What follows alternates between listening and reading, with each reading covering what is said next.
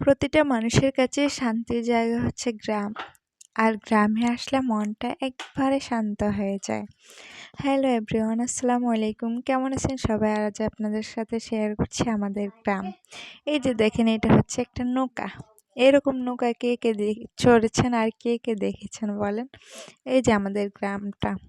এই যে এখানে রয়েছে কিছু লাল শাক, তারপরে এগুলো হচ্ছে লাউ, কুমড়া, ওইগুলা। এখন এই সিজনে বেশিরভাগই এগুলা মানুষ লাগায় জমিতে। এই যে দেখেন কত বড় একটা ক্ষেত, অনেক সুন্দর। আর ওই যে ওইখানে সূর্যটা, নদীর সাথে সূর্যটা একবারে খুব সুন্দর একটা দৃশ্য।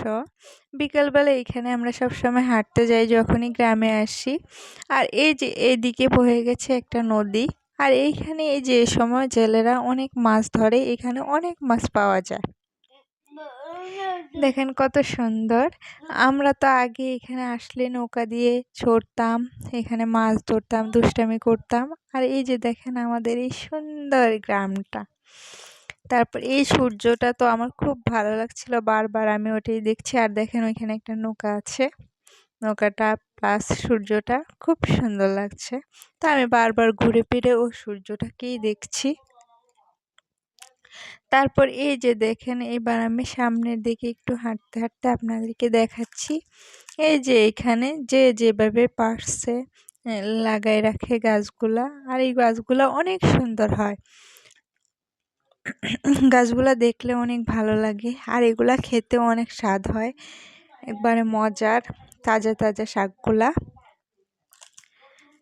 তো এই যে সামনে দেখেন, আমি সামনে হাঁটতেছি, কত সুন্দর লাগছে। আর এখানে এই যে বাতাস, আমরা সবসময় যখনই আসি এইদিকে ঘুরতে থাকি। আর এইখানে আমাদের গ্রামের মেন জায়গাটাই হচ্ছে আমাদের নদীর পাড়। আর আমরা এখানে সব সময় হাঁটি। তো এই যে সামনে দেখেন, এখানে রয়েছে ধান ধান লাগানোর জন্য। এগুলোকে আসলে আপনারা কার বাসায় কি বলেন আমি জানি না। তো এই যে এগুলা ফেলেছে, এগুলা ফেলার পর তারপর এগুলা থেকে আর কি ধান লাগাবে।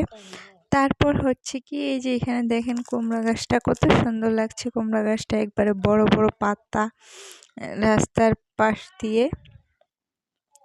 তারপর এই যে দেখেন কচুরি পানা। এই কচুরি পানাগুলা, কচুরির ফুলগুলা কে কে চিনেন? আমরা ছোটবেলায় এগুলা দিয়ে কত খেলতাম। এখন এগুলা খুব মনে পড়ে দৃশ্যগুলা দেখলে।